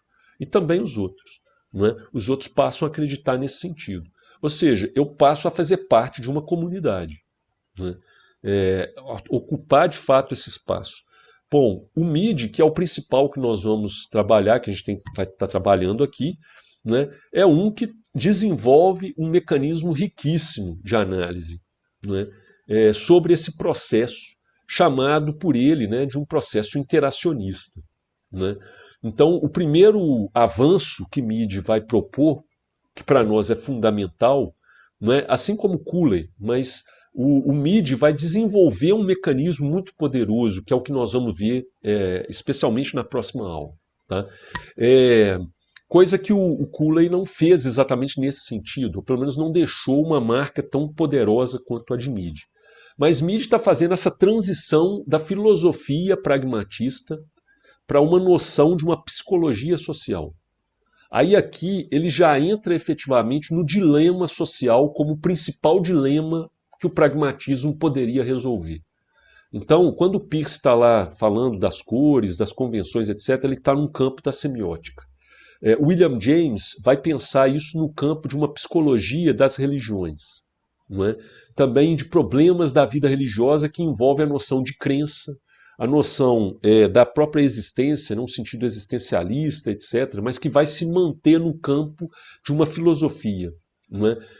E também de uma certa psicologia, né, de ideias e tudo mais, mas muito distante, vamos dizer assim, de um elemento pragmatista efetivo no sentido mais concreto, vamos dizer assim, das relações humanas, das relações sociais como problema, tá? O Dewey vai fazer isso em termos da política, especialmente, tá? A noção de representação, a busca pela liberdade no processo de emancipação, etc., né? E também no sentido da própria educação, né? Noção de socialização e tal. Mas quem vai se aproximar mais da sociologia, de fato, fazer essa transição do pragmatismo para a sociologia, além do Cooley, né? Mas o que nós estamos analisando aqui é o Mead, né? Definitivamente. E a palavra-chave, o termo-chave que ele vai passar a usar é interacionismo, né? Ou interação que vira interacionismo, tá? É por isso que o Mead é considerado por muitos, né, de uma maneira equivocada, o pai do interacionismo simbólico. Né? Porque o interacionismo é uma coisa, mas o interacionismo simbólico é outra. Né? Existem vários interacionismos. Né? O Mead é um dos precursores, de fato, do interacionismo simbólico.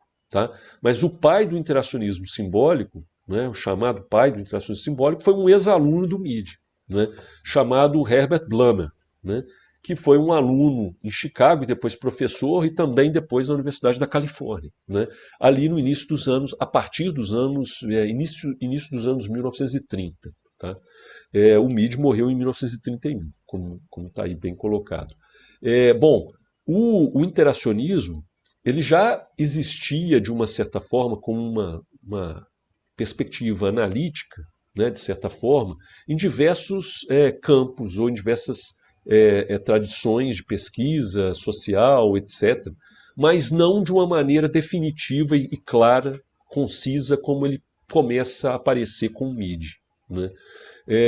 Que está ligada para Mead, no início, não é, à sua noção de comportamentalismo. Tá? Aí aqui é um elemento importante a gente fazer essa distinção.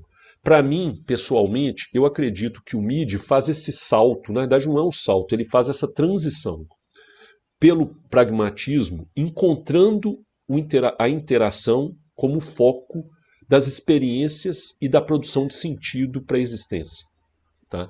Que é o campo do conhecimento. Ou seja, experiência e conhecimento, ou experiência e pensamento, ação e pensamento. Tá? Então ele vai fazer essa unidade, ele vai elaborar melhor, né, essa unidade analítica de experiência e pensamento através de um desdobramento da noção de interação, né, de interação social, especialmente. Tá? Como é que ele faz isso? Com um instrumental filosófico, analítico do pragmatismo, isso não era suficiente para ele. E aí a grande coincidência, né, vamos dizer assim, a feliz coincidência, dele também, ou dele principalmente, ter se formado como psicólogo. Né? Então ele tinha uma outra busca aí, né, que era exatamente entender o processo de consciência, de criação da consciência humana. Tá? É aí que aparece toda essa discussão sobre a mente, tá? Em Mead. Né? Ele está buscando isso. E a sua formação em psicologia, né, que vem da psicologia clínica de Wilhelm Wundt, que era o alemão do século XIX, que é uma figura fundamental e que influencia também, de uma certa forma, os trabalhos, inicialmente, né, de Zimmer, né, tinha uma noção ali, né, do comportamentalismo, né, nascendo, né, que era a ideia, basicamente, de uma psicologia clínica sobre o comportamento humano. Vejam bem, nesse momento, é comportamento humano, não é comportamento exatamente individual. Porque nesse momento histórico, nós estamos falando ali mais ou menos em torno de 1850, não é? Quando o Wundt começa, né, a estabelecer bases sólidas e tudo mais, a partir dali, o Mead se formou ali na Alemanha, nesse agrupamento ali, junto com o Wundt e tudo mais, por volta de 1870, já 1880, início dos 1880. Tá? Então ele começa a receber essas influências. Tá? E aqui, se a gente fosse lembrar, vocês forem se lembrar, numa das aulas anteriores, eu comentei sobre isso, principalmente lá em Durkheim, que estava contra um certo psicologismo, né? Que rendeu muito, exatamente ao longo do século XIX, está associado a tradições, né, do pensamento que foram se formando em termos também ideológicos, né? Que era o caso especialmente das noções racialistas, e que vão tentar entender o comportamento de massas. Né? Então, por exemplo, eu falei para vocês do francês chamado Gustave Le Bon, que também é alguém que está trabalhando no campo da psicologia a partir de uma perspectiva clínica, como um médico, né? Que seriam aí os precursores da chamada psiquiatria e tudo mais, e que envolvem basicamente uma noção de comportamento humano fundado numa perspectiva naturalista ou fisicalista. Eu falei sobre isso na aula passada, né? Eu acho que falei. E então, né, essa noção era muito forte. A ideia de que o comportamento humano é resultado de um a priori no nível fisiológico. Nós nascemos, é inato, nós nascemos assim. Então, um desvio de caráter, como pensava lá um Lombroso, né, o Cesare Lombroso, era exatamente, vamos dizer assim, algo dado. O caráter, bom ou ruim, era algo que se nascia com aquele. Né? E elementos físicos, de uma fisicalidade, eram a base expressiva disso. Né? Na superfície, você podia ver as pessoas pela cor, pelo traço facial, né, o tipo de postura, etc. E dali você derivava um elemento de caráter. Tá? Ou seja, e ali você juntava a noção, extrapolava, melhor dizendo, para uma noção universalizante ou generalizante, não é? Em termos de comportamento de uma massa de pessoas que tinham um determinado perfil comum em termos fisicalistas, por exemplo. Tá? Wundt ele vai numa outra direção. Né? Apesar da clínica, ele começa a pensar em outras essências. Né? E aí o Mead, né, ele foi influenciado por isso inicialmente. Né? A ideia de que existe um elemento basal, né, que nesse caso é uma mente humana, que define os nossos comportamentos. E que essa base, que é comum porque ela é fisiológica, né, ela é natural, ela obviamente ela influencia o desdobramento desses comportamentos. Mas aqui tem um ponto fundamental, gente, que a gente tem que prestar muita atenção. Mead, embora ele nunca vá perder ao longo da sua vida, eu falei sobre isso na aula passada, né, a noção dessa matriz fisiológica para a existência humana, ele não é um determinista darwinista, vamos dizer assim, no sentido racialista e essas coisas mais. Porque para ele, o indivíduo não, ele nasce com determinados traços, ok, isso é fato. Né? Mead já é de uma época em que a genética, né, ela já estava consolidada, né, se consolidando. Né, e ela vai se tornar consolidada na época dele. Então ele já sabia disso, quer dizer, ele não muda essa perspectiva, como eu tinha falado na aula passada. Ele permanece acreditando nessa base fisiológica para a existência. Mas o que tem aí que vai contrabalançar esse determinismo fisicalista, que era muito comum, especialmente nos estudos psicológicos daquela época, né? Por isso que o psicologismo, né, era exatamente a ideia pragmatista que ele recebe. Ou seja, eu não posso acreditar, mesmo em termos científicos, vamos colocar nesses termos, não é, numa existência a priori das coisas. Não é? O mundo é um vir a ser. E ele é um vir a ser que depende muito fortemente da nossa experiência do real. Essa experiência ela pode ser intermediada inicialmente pela nossa fisicalidade, pelos nossos limites físicos, inclusive do ponto de vista mental. Não é se nós somos indivíduos sãos mentalmente. Né? Mas a nossa relação com o mundo real, ela cria outras possibilidades que vão além dessa fisicalidade, que tem a ver basicamente com a produção de sentido. Isso é o que está nos pragmatistas. Então, a produção de sentido, para mim, começa também como uma importância, ou como um elemento central da constituição psicológica do indivíduo, a mente. Então a mente não pode ser pura e simplesmente o cérebro físico, não é? Ou as relações físico-químicas do cérebro. Não é? Por quê? Porque o cérebro ele absorve os elementos de representação gerados pela nossa experiência. Aquela ideia persiana, né? Das convenções, da sinalização, etc., que nós vamos, na verdade, interagindo no mundo e absorvendo. Tá? Nesse momento, né, Mead começa a disputar a noção do psicologismo. Né? Ele vai se contrapor a isso.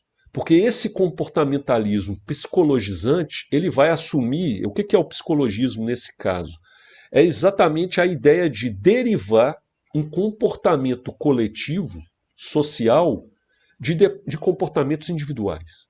Então o comportamento humano, na leitura psicologizante, passa a ser quase que estritamente, ou a base inicial, fundamentalmente determinista do indivíduo. Entender o comportamento individual na sua fisicalidade, como queria lá o John Watson, Se lembra que eu falei dele na aula passada, né? O que gerou o comportamentalismo, o behaviorismo, né, evolucionista nos Estados Unidos, né, que é exatamente aquele chamado de watsoniano. Né? Então, esse behaviorismo acreditava, era uma fórmula psicologizante, psicologista, de que estudando a mente humana a partir do cérebro e das suas conexões, em termos físico-químicos, com o resto do corpo humano, nas relações causais, de causa e efeito, que na noção de Watson tinha a ver basicamente com estímulo-resposta, né, do corpo humano e, consequentemente, do comportamento, né, ele encontraria ali as bases para explicar o mundo inteiro. Ou seja, tinha um elemento de base individualista que fundamentaria o comportamento humano no seu sentido mais genérico, mais amplo, que é o comportamento social, né, que seria uma derivada, né, ou seja, determinado pelo comportamento individualista. Tá? Daí esse psicologismo muito forte do behaviorismo original. Tá? Mead, quando ele vai para o departamento de Chicago, né, para a Universidade de Chicago, departamento de filosofia, naquele momento, no início dos anos 1890, o departamento de filosofia ali ainda era uma fusão de várias áreas, onde a filosofia, o estudo da metafísica, etc., era o principal. Tá? Mas havia ali também gente que estudava linguagem e, consequentemente, estudava a ideia de consciência, da mente, etc. E, junto com eles, psicólogos formados, como era o caso do próprio Watson. E para onde vai Mead? Mead chega num departamento onde estava John Watson. E eles tinham formação semelhantes. No início, eles começam a trabalhar juntos. O Mead toma parte na equipe do Watson. Mas como ele tinha essa influência muito forte do Dewey, pragmatista, né, eles também conversavam muito ali, estavam ali juntos, o Mead começa, aos poucos, a divergir dessa noção psicologizante, comportamentalista, no sentido fisiológico, muito, muito forte, né, de Watson. Né, e começa a procurar uma alternativa, com a noção de quê? De interacionismo, como a gente já tinha falado aqui. Então ele mescla o interacionismo à noção comportamentalista. Qual que é a questão fundamental aí? É que esse tipo de interacionismo não pode ser psicologizante. Não é? Ou melhor, esse tipo de comportamentalismo não pode ser psicologizante. Porque ele assume a interação como um elemento fundamental de ruptura ou de tensão, de tensionamento. O indivíduo não está sozinho. Consequentemente, para entender o mundo, nós não podemos entender simplesmente pela visão dos indivíduos em si mesmos, dessa subjetividade pura, psíquica, isolada e tudo mais, como era o caso do comportamentalismo de Watson. Né? Ou seja, você pode literalmente abrir o cérebro do indivíduo, começar a mexer ali, ver estímulo e resposta, aperta aqui, ele faz um determinado comportamento ali, etc. E aí ele vai estudando o comportamento individual e daí ele deriva, comparando os perfis individuais, assim como o Lombroso, mas nessa nova chave, ele vai encontrando um padrão comportamental que ele vai explicar. Então, por exemplo, o sujeito que é violento, que se expressa agressivamente, etc., que tem determinados problemas de ordem psicológica, individuais e tudo mais. E daí ele vai explicando comportamento de massa, por exemplo, a revolta numa cidade por causa do aumento de preço de aluguel, sei lá. Né? Alguma coisa assim. As pessoas agressivas naquele movimento que se aglutinam e de repente vira um comportamento comum, né? Mas a partir de lideranças individualizadas, vamos dizer assim. O Mead não vai concordar com isso, né? Porque ele fala, bom, se o mundo real, da experiência, na relação com a verdade, com o mundo real, e a produção de sentido, de conhecimento, depende das interações nesse mundo, então não pode ser o indivíduo sozinho que define tudo isso. Eu tenho que entender isso melhor. O comportamento humano, ele é fundamentalmente, para mim, de um comportamento social. Vejam bem, ele não está falando nem de individual nem de coletivo. Para mim, é um comportamento social. Para Durkheim, a gente lembrando lá, só pode ser social porque é fundamentalmente coletivo. Né? É essa a definição de Durkheim. Para Mead, não. Para Mead não é uma questão de ser coletivo. Para Mead só pode ser social porque é interacional, é interativo. tá? Tem a interação da experiência de indivíduos em coletividades e coletividades. Então, isso implica uma simultaneidade. Vejam aqui o paralelo com a noção zimeliana, que a gente falou sobre isso. Em Zimmel, a mesma forma, tanto é que ele se recusa a usar os termos indivíduo e sociedade. Para ele, o foco está sobre associações, né? As relações sociais, as interações. A interação é simultaneidade. Em mídia é a mesma coisa, só que a partir de uma outra perspectiva. Né? Em mídia a interação é simultaneidade, mas por quê? Porque ela é fundamentalmente social. A interação é social, por definição, porque ela envolve exatamente o mundo da experiência humana no nível das convenções ou do tratamento dessas convenções de representações do conhecimento em si mesmo. Essa interação contínua. Não é? Então, Mead vai dizer, o meu comportamentalismo, ele fala isso também em determinado momento com todas as letras, o meu comportamentalismo é o comportamentalismo social. Tá? Não é o comportamentalismo do behaviorismo evolucionista, etc., que é fisicalista. Né? Ele vai se recusar a isso, que é, consequentemente, psicologista. Daí que Mead se torna, nessa perspectiva, para muitos, o verdadeiro pai da psicologia social nos Estados Unidos. Né? A psicologia social estadunidense. Aqui é importante levar em conta isso, que é uma psicologia interacionista. Tá? Existem várias perspectivas, né, da psicologia, chamadas psicologias. Ela é fundamentalmente uma psicologia interacionista. Tá? Então, para Mead, os comportamentos humanos, né, elas dependem de interações, né, do sujeito com o ambiente externo, né, e dos sujeitos entre si. A noção de intersubjetividade. Tá? Isso não vai estar presente só em Mead, isso está presente também em Simmel, vai estar presente em Weber, fundamentalmente em Weber, que vai ficar mais famoso, a sua sociologia compreensiva é uma sociologia da intersubjetividade. Tá? Mas em Mead, isso vai ganhar uma outra condição, né? A intersubjetividade. A noção de intersubjetividade, ela existe não por causa de sujeitos, tá? Mas fundamentalmente por causa da interação. Né? A interação é o ponto-chave. A gente poderia fazer aqui o contraponto a Weber, no sentido de que em Weber o subjetivo é fundamental para Weber, porque o subjetivo tem a ver basicamente com um indivíduo autointeressado, com um ego que classifica, que ordena o mundo através da sua racionalidade, da sua capacidade de ler o mundo. Tá?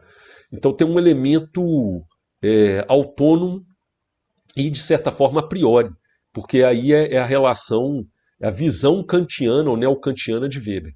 Né? Existe um indivíduo com as categorias fundamentais da existência, etc., já dadas, instituídas. E isso faz com que ele veja e viva o mundo segundo a sua vontade, os seus desejos, o seu autointeresse e tudo mais. Em Mead, isso não pode funcionar, porque é um fundacionalismo, né? É um a priori. Ele não pode concordar com isso. Né? E ele vai dizer exatamente então que é a interação com o mundo real, a solução de problemas constante, né? Que vai fazer as recorrências acontecerem, né? E vai criando sentido para essa existência. Então a ação, a experiência leva a uma ordem do pensamento que encontra verdades específicas, né, e que o indivíduo vai vivendo com isso. Tá? Então, as relações com o ambiente externo, elas iniciam já no próprio nascimento. Né? A criança nasce e vai desenvolver as suas relações, né, fortes aí com o ambiente e tudo mais. Mas essas relações, elas estabelecem uma noção do objeto, né, e também do sujeito. É isso que Mead depois vai trabalhar essas noções, mas não segundo uma psicologia no sentido da psicanálise, por exemplo, freudiana, essa noção de ego e tudo mais. Ele vai trabalhar de uma outra forma, através de uma perspectiva interacionista. Então, o que vai acontecer aí? Não é? Essa noção da intersubjetividade, ela vai estar mais ancorada exatamente nessa perspectiva do indivíduo que experimenta, não é? Como uma noção aberta, não é? Que não é exatamente alguma coisa voltada exclusivamente para o si mesmo, o interno. Essa noção que ele vai desenvolver posteriormente, que já vou adiantar aqui, que é a noção de self, tá? Que hoje né? Hoje eu falo já há muitos anos, né, a sociologia brasileira, a psicologia brasileira desistiram, me parece, né, de traduzir o self, o termo self em inglês para o português. E nesse caso ajuda muito para entender mid, tá? Porque a noção de self, ela muitas vezes é confundida ou ela é assumida como ela é polissêmica, tá? O que isso significa?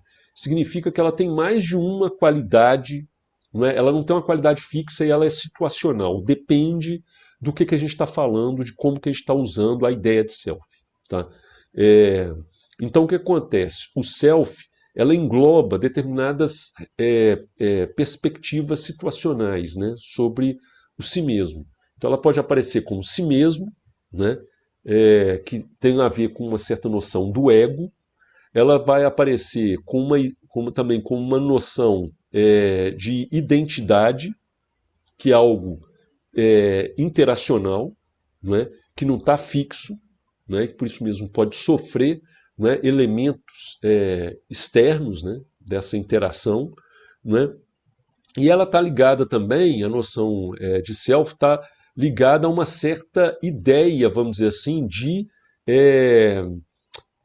vamos dizer assim, uma estrutura de referência, tá? Entre um sujeito e outro sujeito, né?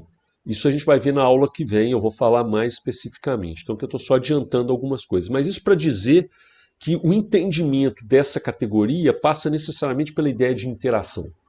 E esse ponto é fundamental para a gente entender, inclusive, a noção de intersubjetividade.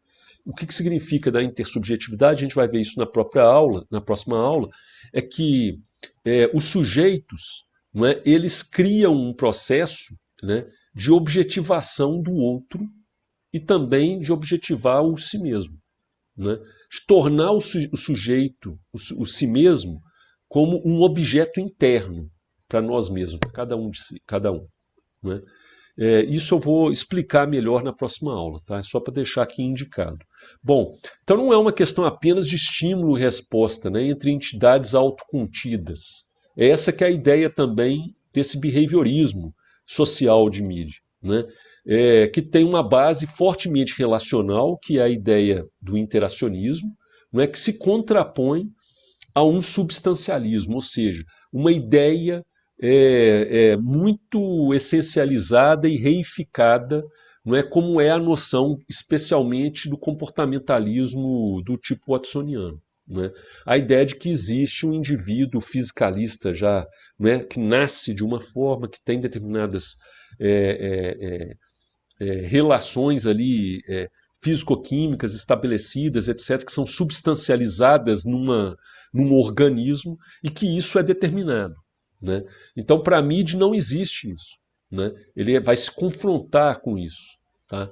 Então, a ideia do estímulo-resposta tem que ser requalificada, ou melhor, tem que ser recolocada, ressignificada. Ele vai usar essa ideia de estímulo-resposta, né? Só que ele vai usar essa ideia do estímulo-resposta de uma maneira diferente do que fizeram os pragmatistas, do que fizeram os comportamentalistas. Né?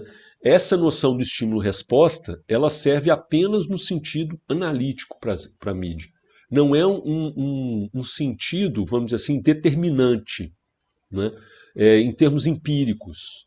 Né? Ela simplesmente serve para entender um processo. Tá? Então ele não vai dizer que estímulo-resposta é como se fosse causa e efeito, basicamente, como os comportamentalistas vão entender. Para ele, o estímulo-resposta tem a ver basicamente, eu estou falando causa e efeito no mundo real, no mundo empírico. Para ele tem a ver muito mais com um valor analítico, que ajuda a gente a entender como que os indivíduos vão estabelecendo uma relação entre a sua experiência no mundo real, sensível, e a produção de sentidos e crenças, né, em torno desses sentidos. E como que isso depende das interações no mundo. Né?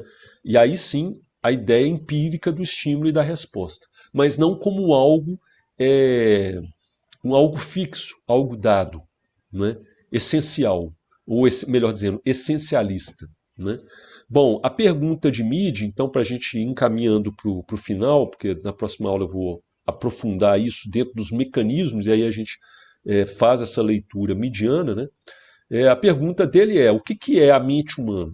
A gente viu aqui, né, sobre a discussão que ele vai fazer, e é por isso que ele está estudando no campo da psicologia, é isso que o atrai, né?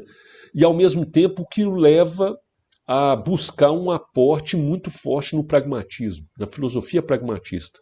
Exatamente porque ele percebe que a psicologia não dava a ele essa resposta como ele queria. Naquele momento histórico, ela tinha uma hegemonia muito forte desse fisicalismo que atrapalhava uma noção mais apropriada do que o Mead queria entender. Quando a gente fala da mente humana, Mead, na verdade, está pensando na ideia da mente como ideia de consciência, não é? Então, como é que nós nos colocamos no mundo? Vejam bem aí a influência pragmatista com a ideia da reflexividade, não é? Ou seja, ele está querendo entender como que nós nos colocamos no mundo e sobrevivemos nesse mundo.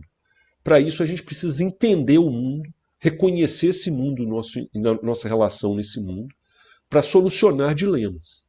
Então, é com um viés pragmatista que ele discute essa questão da consciência, né? E é uma consciência no sentido, como eu falei, reflexivo, que é fundamentalmente uma consciência de si, colocado no mundo, né? Então a resposta pragmatista vem de interações com os outros, na sua experiência da vida cotidiana, resolução de problemas e tomadas de decisão. Ou seja, não é algo independente do indivíduo, algo alheio, né? Algo completamente abstrato, abstraído da relação com os outros. Daí que a noção de estímulo-resposta não pode ser, para Mead, do ponto de vista analítico, como simplesmente uma derivação imediata em termos de causa e efeito da relação pura, né? Melhor dizendo, da realidade que o indivíduo vive entre sujeito e objeto, pura e simplesmente. Não é? A ideia de que você bate lá alguma coisa no músculo do sujeito e ele, não é, objetivamente, ele responde com um determinado comportamento. Isso não funciona. Não é? O que tem que ser aprofundado em termos dessas relações de estímulo-resposta se coloca na linguagem, digamos assim, das interações. E essa ideia das interações com os outros, não é, que problematiza, numa outra perspectiva, a ideia do sujeito e do objeto, né, e de sujeito, subjetividade e objetividade. Tá? Então ele vai colocar isso a partir desse chaveamento das interações e também das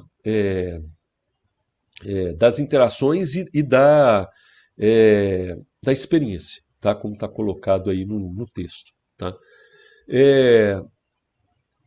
Bom, eu acho que eu vou encerrar por aqui, porque... Não, eu vou terminar aqui então esse slide, eu vou lendo esse slide, vou preparar aqui para a próxima aula a gente aprofundar essa discussão. Porque aqui estão os elementos, vamos dizer assim, começando a analisar os mecanismos sociais nessa teoria social de Mead, tá? Que vai se tornar uma base, né, sociológica forte para o pensamento sociológico, especialmente interacionista, né? A gente tem elementos-chave aí, que é o comportamento e a ação. Tá? E a partir daí a gente na próxima aula aprofunda esses mecanismos. Então o comportamento, primeiro, é a noção clássica do behaviorismo ao qual o Mead inicialmente estava próximo. Não vou dizer exatamente associado, mas estava próximo. É uma noção comportamentalista do estilo watsoniano, né, chamada condutivista. Tá? Então você tem uma noção condutivista, né, que descreve um aspecto fisiológico do estímulo-resposta. Aquilo que eu falei aqui anteriormente, dessa noção de causa e efeito, ou de causalidade, em termos empíricos, nesse caso da fisiologia humana. Tá? Então, por exemplo, né, a raiva e o comportamento, né, agressivo das pessoas tem a ver basicamente com determinados mecanismos empíricos, físico-químicos, né, presentes no cérebro humano, tá, ou no sistema nervoso central. Então, mexendo em determinados, ou seja, estimulando determinados pontos desse sistema, você vai obter determinadas respostas, nesse caso, comportamentais. Tá? Para a mídia, a explicação psicológica behaviorista ela é, como a gente já falou aqui, insuficiente, pois ela não vai além dessa fisiologia. Não é? Isso ele vai assumir como ponto de partida, e aquilo que eu falei antes, ele nunca vai abandonar esse ponto de partida, tá ok? Então, para a mídia, Ele acredita fielmente, claro, isso é a base, uma matriz fisiológica para a nossa existência. Mas ela não determina explicitamente ou diretamente tudo. Ela simplesmente cria, vamos dizer assim, um campo de possibilidades do real. Claro, eu, ser humano, indivíduo, Dimitri, eu não posso bater as asas e sair voando. Então isso me impõe limites reais. Tá?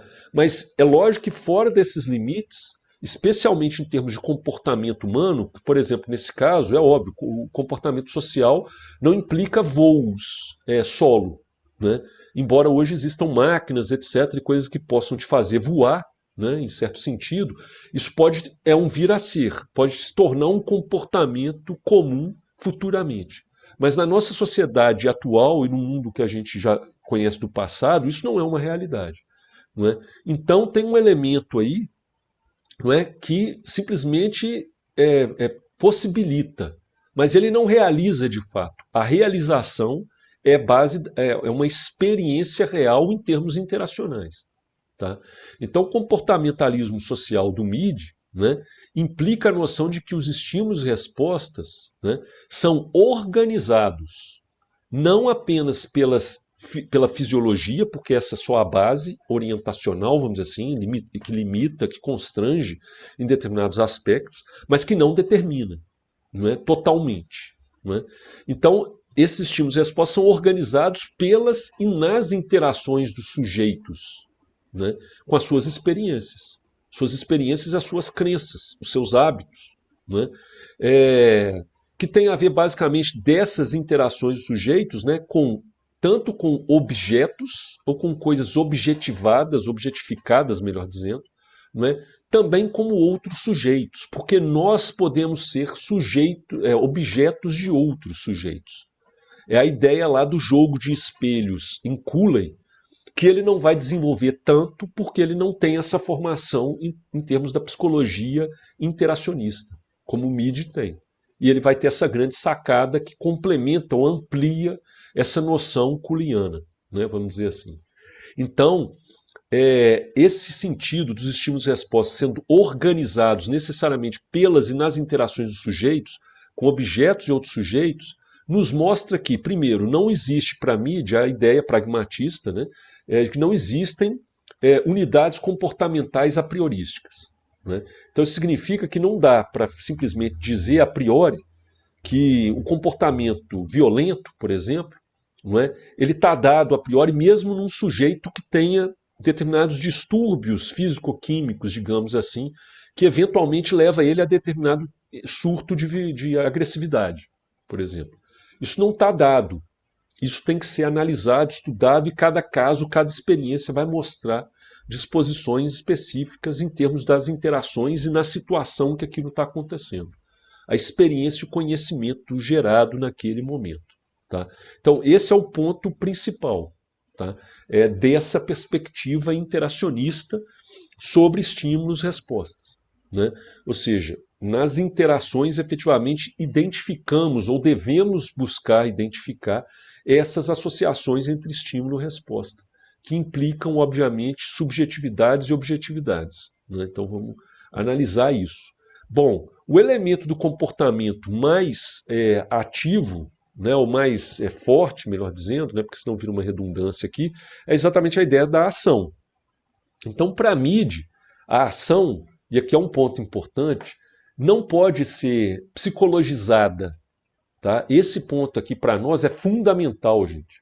Porque isso aqui é um ganho que a gente tem em termos analíticos com a psicologia social mediana para a sociologia interacionista, que vai se desenvolver depois fortemente. Né? E aqui é uma diferença também em termos da microsociologia. Porque a microsociologia, vamos dizer assim, de caudal mediano, né, não pode ser reificada em termos do individualismo. Não é, por exemplo, algo que a gente vai encontrar lá com o individualismo metodológico a partir de Weber. Né? Por exemplo, tá? Porque o centro ativo não é um indivíduo em si, um indivíduo abstrato. Tá? É um indivíduo na interação. Na verdade, é um indivíduo interacional. Tá? Ou seja, tem esse aspecto relacional mediano muito forte, fundamental. né? Que é o que eu tenho falado reiteradamente. Por isso é que a ação, para Mead, aparece como, isso é termo dele, tá? Tá entre aspas aí em negrito, né? Atividade organizada dos estímulos-resposta. Vejam bem, o que está sendo organizado? Os estímulos-resposta. Tá? Mas eles são entendidos como atividade, né? Uma ação. Né? Mas essa ação ela ocorre nas e pelas interações. Então os indivíduos nesse processo, meio que, entre aspas, se descobrem nas interações a partir dos estímulos-respostas. Né? E aí isso vai criando uma massa, digamos assim, de referência que vai sendo organizada, né, para o mundo. Nesse sentido, é a ideia de um construcionismo social mediano. Né? A ideia de que esse mundo ele vai sendo vivido, experimentado na sua singularidade por cada um de nós, e no processo, né, das nossas interações, né, nesse mundo, etc., com sujeitos, com objetos, etc., nós vamos organizando, né, o conjunto de estímulos-resposta dessas interações numa atividade própria. Essa se torna uma atividade organizada, ou seja, uma referência, né, uma referência em termos comportamentais. Né? Essa referência, principalmente, ela se consolida quando ela é bem sucedida em estabelecer um sentido para a resolução de problemas práticos, concretos. Aquilo se torna recorrente. O conhecimento produzido sobre o estímulo-resposta vivenciado ali, organizado, comparado com os outros, etc., ganha relevância, gera confiança numa crença que vai se estabelecendo, né, na nossa interação com o mundo. Né? Então isso vai se tornando cada vez mais comum, mais frequente, essa atividade organizada ela vai se auto-reformando, não é, mas se fortalecendo nesse processo. E vai se tornando uma referência segura, comportamental para a resolução de problemas. Tá? Aí, só para terminar então essa aula de hoje, eu vou só deixar indicado, fazer aquela leitura, depois a gente vai aprofundar. Então o Mead vai tender a pensar, em certo sentido, né, na sua pesquisa, né, em 4 estágios desse processo, partindo aqui ainda numa visão mais individualizada, entre aspas, tá? Ou pensando mais numa perspectiva psicológica. A gente vai ver depois que Mead, ao longo da sua vida, ele vai tomando contato ou ele vai abordando numa perspectiva cada vez mais sociológica. Tá? Mead não é um sociólogo, tudo isso a gente já falou aqui, mas ele vai, eu também não quero usar aqui o termo sociologizar, porque ele não vai efetivamente sociologizar, né? Ao mesmo tempo fazendo contraponto com psicologizar. Ele não vai nem uma coisa nem outra. Ele cria uma psicologia social, mas que tem elementos pertinentes ao pensamento sociológico. É isso que eu quero dizer, que ele vai fortalecendo esses elementos sociológicos na sua análise. Tá? Então, num primeiro momento, esses elementos sociológicos eles não estão ainda arranjados. Por isso, ele primeiro imagina esses 4 estágios, né, nesse processo interacional da atividade organizada sobre as relações, né, em termos de estímulo-resposta. Tá? Então, ele vai pensar em estágios que vão conferindo a atividade organizacional, a atividade organizacionada dos estímulos-resposta, em uma referência fundamental para os comportamentos. Tá? É isso que ele está querendo elaborar. Então, isso ainda está num campo da psicologia muito forte. Tá? Então, os estágios, primeiro, ele vai falar do estágio do impulso, que é a resposta orgânica a uma contingência. Aqui é uma noção bem fisicalista, tá? E centrada no indivíduo. Então, igual uma criança que quando nasce tem que respirar num novo mundo. Qual que é a contingência prática? O problema, respirar, ela tem que se manter viva. Ela sai de um ambiente onde a respiração é processada de uma forma, e ela está num outro ambiente, de repente, em que ela tem que fazer isso acontecer. Então, aquele estímulo, né, do impulso nesse mundo, né, coloca ela com um problema a ser resolvido. Ela tem uma impulsão, ela tem que sair daquele lugar, ela tem que refletir, né, essa existência. Não é? Então tem uma contingência real, né, natural, etc., que impõe um impulso para resolver o dilema, né, que impõe essa noção do impulso. O segundo estágio é da percepção. é o momento da sensação analisada e apreendida, ou seja, entender o que está incomodando naquele momento, essa contingência, para saber de onde ele vem, não é, e como que eu posso resolvê-lo de alguma forma. Então eu tenho que perceber esse problema. A criança, quando nasce, ela de repente fica ali engastada, ela tem que respirar. Aquilo tem que se tornar um problema para ela, porque enquanto não for um problema para ela, ela não vai se mover, não vai sair da zona de conforto. Aí ela começa a ter que resolver o problema, não é? Então ela vai analisar, ela vai apreender alguma coisa em termos do real. Ela vai começar a formular um termo de sentido para a existência da ordem do pensamento, né? Ela vai ser estimulada a pensar, a refletir sobre aquele real, através de uma sensação muito forte, né? O terceiro estágio é o da manipulação, que é o momento dos testes, da ação visando uma solução para esse problema. Precisa de uma criatividade. O indivíduo tem que criar, porque ele não vem para esse mundo com essa solução, o teste, já pronto para ele. Ele tenta alguma coisa. Como é? Não sei. Não é? Eu estou tentando imaginar aqui como uma criança que está acabando de nascer, mas a gente poderia pensar em qualquer coisa. Não é? Tenta sugar o ar de algum lugar, ou qualquer coisa assim. De repente, pode ter uma ajuda externa. Não é? Pode vir um tapa de um médico na bunda do bebê, e aí de repente leva aquele susto, plaf, solta e aí ele respira. Isso é um elemento criativo, né? E que tem a ver com o teste, vai testando coisas. Se ele sozinho não consegue fazer, o médico ajudando, eventualmente ele consegue sair daquela situação e ver de um outro ângulo a solução. E finalmente um estágio de consumação, não é? Que é o momento de uma retomada diante da satisfação de controle do problema. Nesse caso, a criança percebe, não é, que deu um resultado, um teste deu um resultado. Ela de repente percebeu que abrindo a boca e sugando o ar, não sei, o pulmão, fazendo algum tipo de arco reflexo lá, não é? O ar entra e dá uma satisfação. E a satisfação, na verdade, ela é maior de perceber que o estímulo-resposta consolidou uma representação, né? Um conhecimento que está ligado, vinculado à experiência e remete a uma ideia nova de verdade, né? Então, nesse sentido, né, é que há uma retomada. Essa retomada, por quê? Porque ela não é mais, na verdade, uma noção anterior que não tinha nada por trás. Ela começa a ser rascunhada, desenhada, né?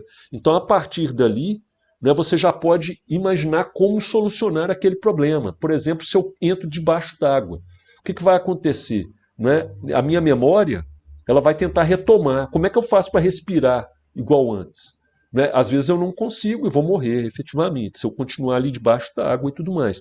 Mas eu vou tentar fazer o que eu já fiz antes. Né?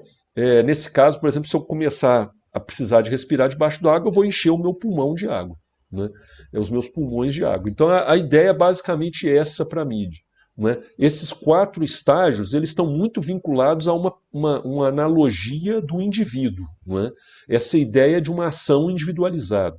Mas MIDI vai traduzir isso posteriormente para uma noção interacionista que vai obrigá-lo a pensar na ideia do social como um elemento que vai além desse indivíduo. Portanto, a gente pode dizer, para encerrar aqui hoje com isso, não é que o MIDI também não está pensando, né, numa análise, né, totalmente individualista. Não é essa a perspectiva dele. Não é? A gente já comentou isso aqui antes, não é? Mas ele vai pensar nesse comportamentalismo social como um elemento novo, não é? Que não se confunde com uma perspectiva liberal ou liberalizante tradicionalista, né, vamos dizer assim, centrada no indivíduo, no ego e assim por diante. Tá? E esse ponto aqui para nós é muito importante ressaltar, que é por isso mesmo uma certa recusa a psicologizar de um lado. Não é? Bom, vamos finalizar essa aula aqui por hoje. Eu vou parar aqui a gravação e a gente continua na aula que vem, próxima semana.